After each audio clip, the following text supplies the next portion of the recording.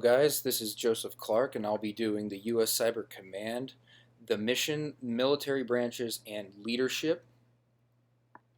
Now, uh, going to the mission, here you can look into the mission of the U.S. Cyber Command and really get a feel for why the government does this and why the soldiers do their jobs.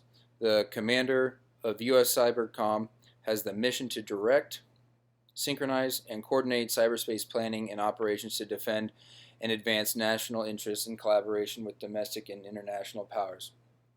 Now, each branch or each team of the U.S. Cyber Command has their own mission.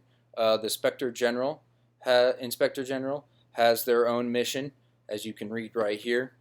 Um, they're all a little bit different because each of the branches of the military have different things in mind that they want to get accomplished. Inspector General is over the top of them, of course, and then each branch below that has their own ways of doing things, but all still doing the same respective thing to protect the U.S. citizens and to protect their branch and their government. A thing that they like to do is not only protect the U.S. government, but also they want their citizens to do the same. They want us to participate in being safe and doing things uh, in the favor of the USA. If you can click right here on the newsletter, they give you what to do when you're at home on your own computer, safe practices, best practices, passwords, devices, all that kind of stuff to make things accessible and safe for you and your loved ones. Um, Now, coming from a guy that's been in the military for 6 years, these things do actually work. The amount of classes that I've had to take on them are very long, and they're very tedious because they want to get every detail of what you're doing online, how you do it, what you're talking about, all that kind of stuff, just because they need to have those correct algorithms to figure out how they can protect the U.S. government. Um, Alongside that, dealings in the court. I won't really get into this a lot, but if you want to sit down and read documents and bills from the Senate and the House of Representatives, this is a huge. These are just huge files that they're there. They're very technical, and I was reading some of it, and I just didn't understand it. They're way too wordy for me. But as of late, those things have been popping up in the court systems because everybody's kind of either thinking that the government is just spying on them and they're not really respecting their rights as citizens of the U.S. Why are you watching me when I haven't done anything wrong? Which, of course, is a valid point. Knowing the government should not be watching us, but at the same time, we do want the U.S. to be a safe place and to have a safe place for people to grow up in and to live in. Adapting to the environment of the modern age. Uh, Cyber Command doesn't really have any wiggle room because they only really deal with things in national security or protecting government issued computers and all that kind of jazz. But they can't really step outside of the box and help civilians if they need it, or like I said before, kind of poke in and out to see if everything is okay. They just can't really do that because that would be uh, a infringement on your rights as a citizen of the United States.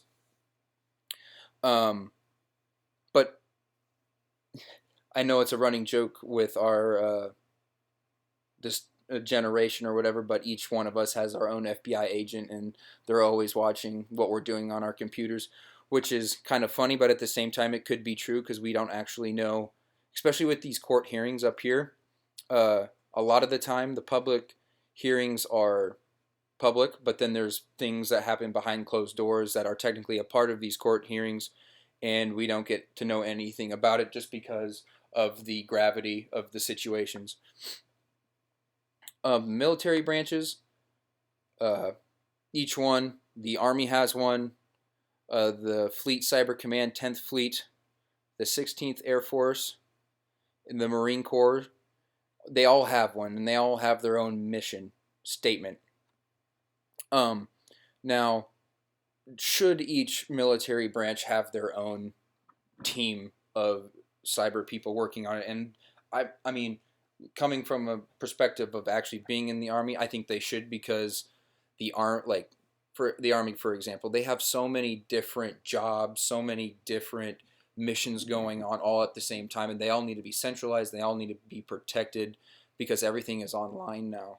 It's not just radios and nuke codes that are just sitting in a vault somewhere anymore. Everything is floating around in cyberspace and anyone can access it. So we need someone to protect those assets, as the same as the 10th Fleet and the 16th Air Force and the Marine Corps. They all have those respected areas of expertise where they excel at. Another thing with each branch is the recruitment. In today's age, every kid is on a computer. Uh, they grow up with it. You can't really get past it because, I mean, they're using them in school. Everyone knows how to hack something or along those lines, you know. They really are tech savvy, and they are literally lining up outside of the Department of Defense trying to get jobs. Leadership, another big thing.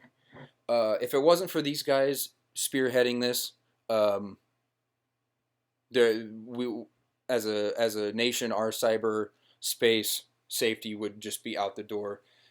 Terrorists, organizations, and other not allied countries, our enemies, would be destroying what we have here in America because of technology. Technology literally runs the world at this point, and if not for these guys working as hard as they do and preparing our soldiers to get where we need to go, this would never happen. And you can go look at each one of these guys' profiles on the website there at the U.S. Cyber Command, and they really have cool backstories. They really do, especially a lot of these generals. They've seen some stuff, and they've been in places where you don't want to be. Um, Other than that, thank you guys for taking the time to listen to this. Be safe on the internet, and have a good day. Thank you.